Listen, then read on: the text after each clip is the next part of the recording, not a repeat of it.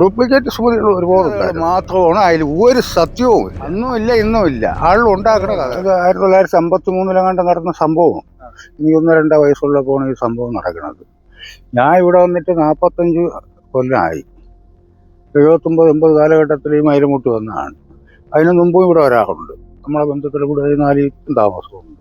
എല്ലാവർക്കും ഈ ചരിത്രം അറിയാം. കൊണ്ടുവന്ന് കൊന്ന പാർട്ടികളെയും ഈ അടുത്ത കാലത്താണ് മരിച്ചത്. ഈ കൊന്ന പാർട്ടി സുമതിയെ കൊന്ന ആള് ജയിലിൽ കിടന്നിട്ട് ഇപ്പോൾ ഈ അടുത്ത കാലത്താണ് കണ്ടിട്ട് മരിച്ചത്. കാര്യത്തിൽ ഒരു ആർക്കിവ് മുതലാളിയിലേക്ക് അയാളൊരു ജഗാറിനാണ് ഈ സംഭവം നടത്തിയത്. ഈ തൊട്ട് മേളിൽ വളവ് ഇങ്ങോട്ട് തരണ ഒരു നിരപ്പ് വന്നിട്ട് ഇങ്ങനെ വളവ് തിരിഞ്ഞ കമുമല്ലോ, അതിൻ്റെ ആ സൈഡിലാണ് ഈ സംഭവം നടത്തിയിരിക്കുന്നത്. അപ്പോഴെല്ലാ ദിവസവും അവിടെ പോവും, തോലൊടിക്കും. പിന്നെ നടന്ന് രാത്രി 1 മണിക്കും 2 മണിക്കും ഒക്കെ വരും. അതൊക്കെ ഒരു ഡ്യൂപ്ലിക്കേറ്റ് സുമതി കൂടെ ഉണ്ടായിരുന്നു. പലരും കണ്ടുപിടിച്ച് പലരെയും പേടിയാക്കി. അതൊരു കൂടി സംഘമാണ് കേട്ടാ.